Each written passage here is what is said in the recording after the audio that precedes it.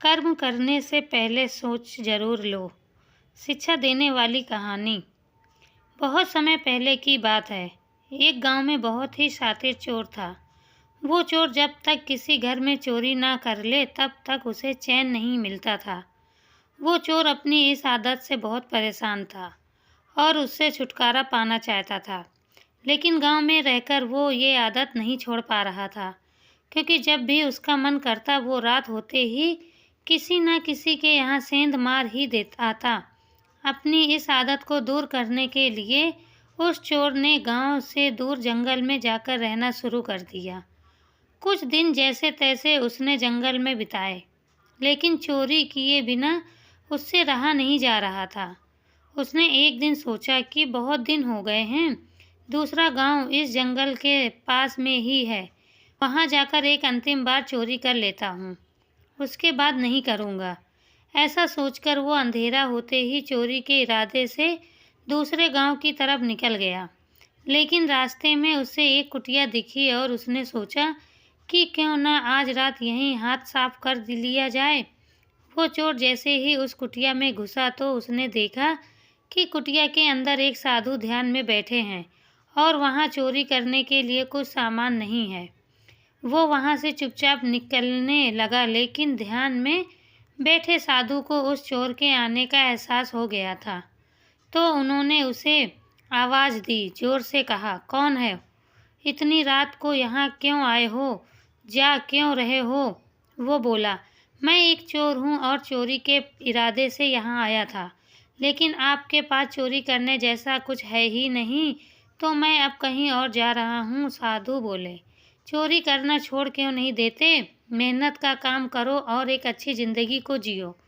चोर बोला, मैं अपनी चोरी की आदत को छोड़ना तो चाहता हूँ, लेकिन चाह कर भी ये आदत मुझसे छूट नहीं पा रही है। आप मुझे आशीर्वाद दें ताकि मैं यह काम छोड़ सकूं। चोर की बातें सुनकर साधु बोले, अगर तुम चोरी की आदत नहीं छोड़ पा रहे हो तो एक काम करना, जब भी तुम चोरी करो तो उसके बाद अपने गुनाहों को उन लोगों के सामने स्वीकार कर लेना जिनके यहाँ तुम चोरी कर रहे हो, या फिर जिनके यहाँ तुम चोरी करने के इरादे से जाओ। पहले तुम उन्हें बता देना। साधु की बात सुनकर चोर थोड़ा हैरान रह गया, पर उसने सोचा, साधु ने कहा तो इस बात का कुछ न कुछ अच्छा, यहाँ तुम चोरी करने के इरादे से जाओ, पहले तुम उन्हें बता देना। साधु की बात सुनकर चोर थोड़ा हैरान हो गया, पर उसने सोचा, साधु ने कहा है तो इस बात का कुछ न कुछ अच्छा असर ही होगा। ऐसा सोचकर वो वहाँ से चला गया। अगली रात वो चोर एक घर घुसा और जैसे ही वहाँ रखे पैसे को अपने बैग में भरने लगा, तभी उसे साधु की बात याद आ गई।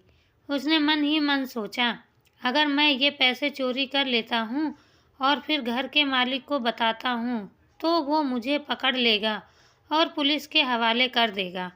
पुलिस मुझे पीटेगी और चोरी करने के जुर्म में मुझे जेल में डाल देगी। जैसे ही उसके मन में पुलिस और पिटाई की बात आई तो उसने अपना मन बदल दिया और चोरी किए बिना ही वहाँ से भाग गया। उसके बाद वो चोर जहाँ भी चोरी करने जाता उसके मन में वही सब बातें आती और वो डर के बिना चोरी करे ही लौट जाता। कुछ दिन बाद वो चोर उस साधु के पास गया और उनसे बोला, गुरुजी, आपने मुझे ये कैसे उपाय बताए हैं? अगर मैं चोरी करने की बात पहले ही उस घर के मालिक को बता दूंगा तो मैं चोरी कैसे कर पाऊंगा?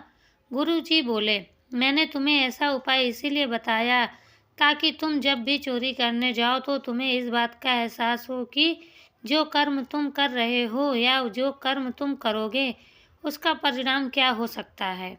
जब भी तुमने मेरी कही बात पर ध्यान दिया तो तुम सावधान हो गए और जान पाए कि तुम्हारे कर्म अगर ऐसे ही रहे तो तुम्हें सजा भी हो सकती है। इससे तुम अपराध करने से बच पाए। साधु की बात चोर को अच्छी तरह समझ आ गई और उसने चोरी छोड़कर मेहनत से काम करना शुरू कर दिया।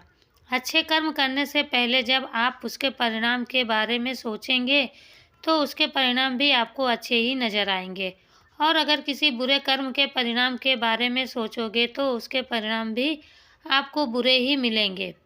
इसीलिए जब भी कुछ करें तो 2 मिनट रुक कर ज़रूर सोचें कि जो आप करने जा रहे हैं उसका असर आपके और आपसे जुड़े लोगों की ज़िंदगी में कैसे पड़ेगा। वीडियो अच्छी लगे तो लाइक शेयर सब्सक्राइब ज़रूर करें।